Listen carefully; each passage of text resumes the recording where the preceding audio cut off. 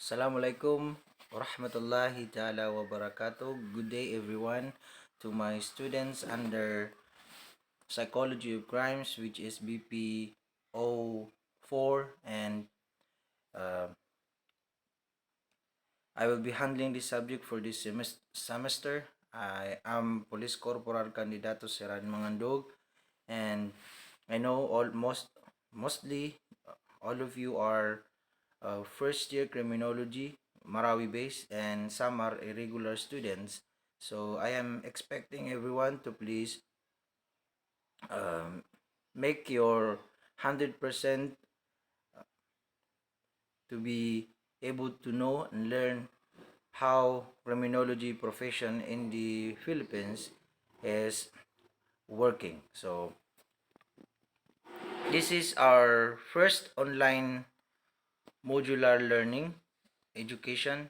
So I am a police officer with the rank of police corporal. I am a registered criminologist, and I have also my master's in public administration.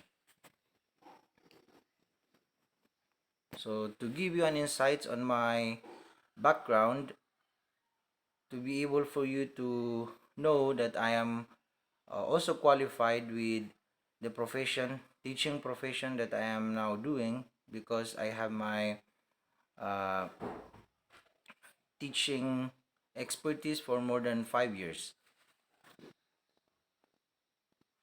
So this module considers the psychological and physiological factors relevant to understanding of criminality. So when we say psychological is the behavior, the using the mind and the behavior of a certain criminal, on how does the mindset of people affects them to become criminal.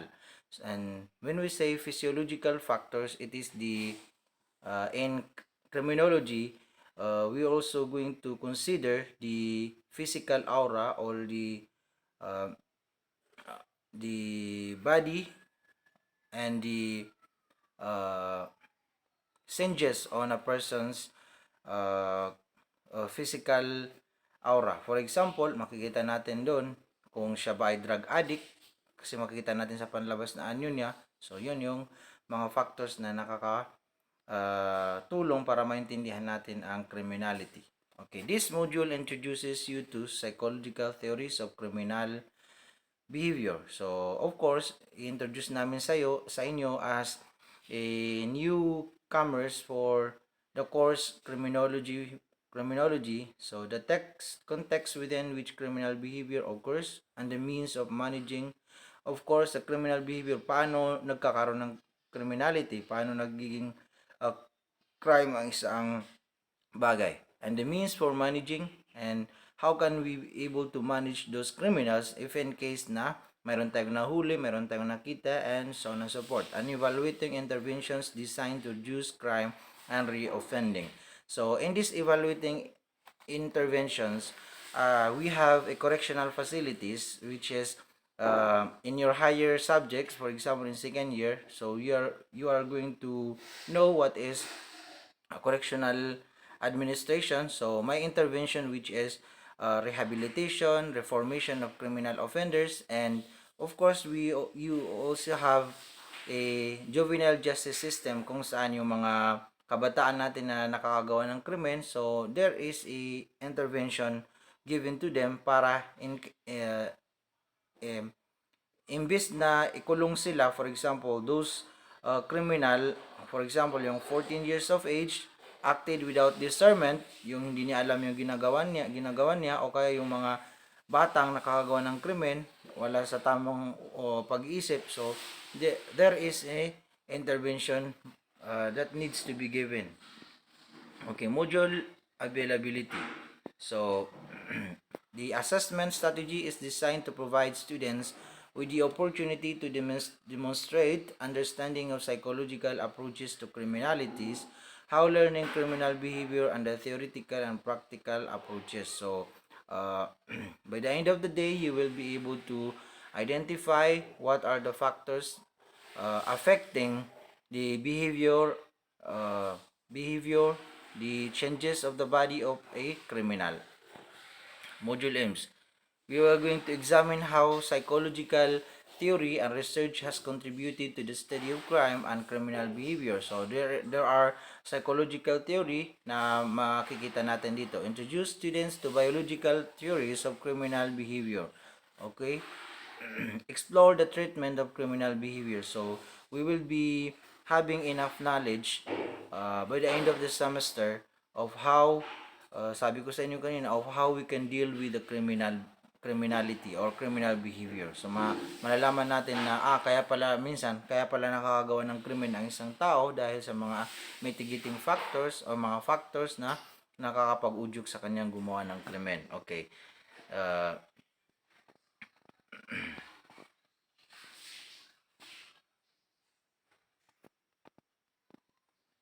okay. So let's move on with the introduction.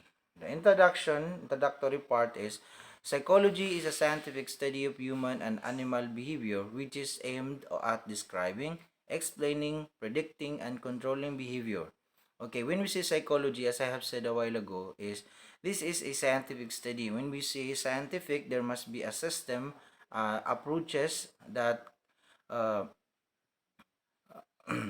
scientific study is there are examinations, uh, there are surveys conducted to justify a certain behavior is wrong or right. So human and animal behavior. So ang pinag-aaralan sa psychology yung behavior ng isang tao, attitude ng isang tao. Paano siya gumalaw, bakit ganun ang kanyang uh, galawan, bakit ganun lamang siya makipaghalubilo for example. So yun yung pinag-aralan sa psychology. Which is aim at describing. Nandiyan si describing. We can describe the attitude given or attitude of a person. Uh, it can be based, halimbawa, doon sa kanyang pinagmulan na pamilya, pinagmulan na pwede ba ang isang kriminal ay nakakommit ng krimen dahil through poverty o kaya nang dahil sa kanyang pamilya, halimbawa siya ay nakaranas ng pambubugbog, torture for example, explaining. So i-explain natin kung bakit ganun ang kanyang uh, pag-uugali. Okay, predicting is yung we can uh, to a certain extent, for example, na because siya ay lumaki sa isang pamilyang uh, masasama ang pag-ugali, so we can predict na pwedeng maging factor yon para siya ay gumawa ng krimen in the near future. Uncontrolling behavior. Of course, kapag controlling behavior is, it is yung mag-instill tayo ng measures para ma-stop yung kanyang paggawa o pag-commit ng crime. Okay. Psychology as a subject involves studying behavior scientifically. So, the the uh, the subject comprising the behavior, the study of behavior of humankind and animal. So scientifically, so there must be a basis. Kapag sinabi natin scientifically, there must be a basis. Okay.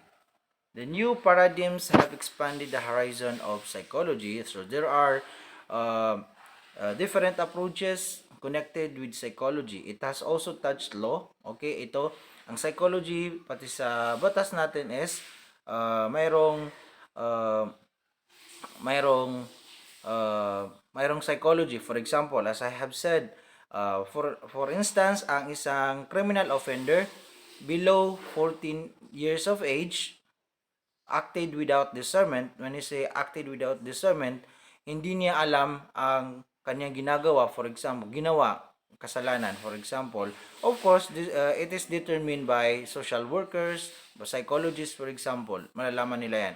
So, yan yung kaya siya nasama sa touch the law and criminal behavior.